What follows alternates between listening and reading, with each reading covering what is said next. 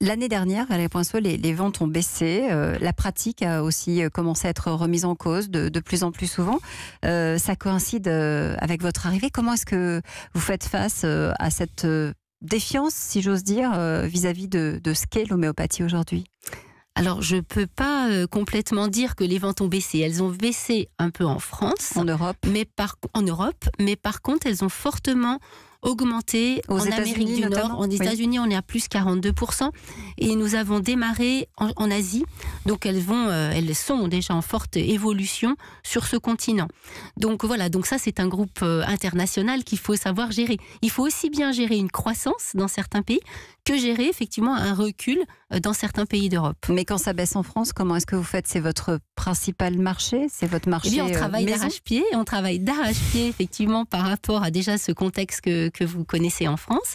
Et puis, on continue à travailler avec nos équipes pour faire entendre les réalités surtout du médicament homéopathique et puis ses atouts pour la médecine. Que dit notre coach, Jean-François Rial?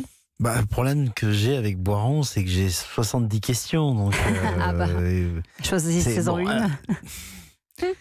Est-ce que cette problématique de la défiance intellectuelle et scientifique sur la homéopathie n'existe qu'en France, en Europe, dans le monde? Comment vous voyez ça? Quel est ce regard que vous avez là-dessus? Et aujourd'hui, la France, ça pèse quoi de votre chiffre d'affaires? Et quelle taille vous faites à peu près en termes de chiffre d'affaires et nombre de salariés?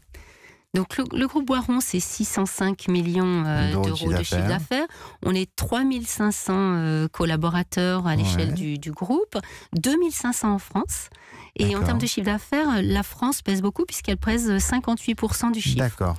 Mais il y a beaucoup de potentiel dans tout le monde entier, donc en particulier dans les Amériques, aussi en Asie, qui fait preuve de beaucoup de demandes concernant cette thérapeutique qui est utile à la santé publique et surtout qui est totalement sûre.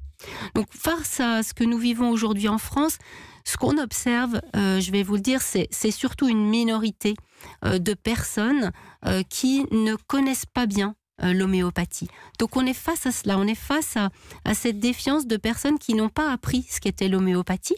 Donc charge à nous de faire connaître les réalités pharmaceutiques, les réalités médicales de l'homéopathie. Mais ça veut dire que par exemple vous êtes obligé de faire comme certains grands groupes le font pour des mauvaises raisons, alors que vous le feriez pour des bonnes raisons, d'embaucher des lobbyistes, de travailler des politiques. Comment vous traitez ça? Parce que c'est un vrai problème quand même.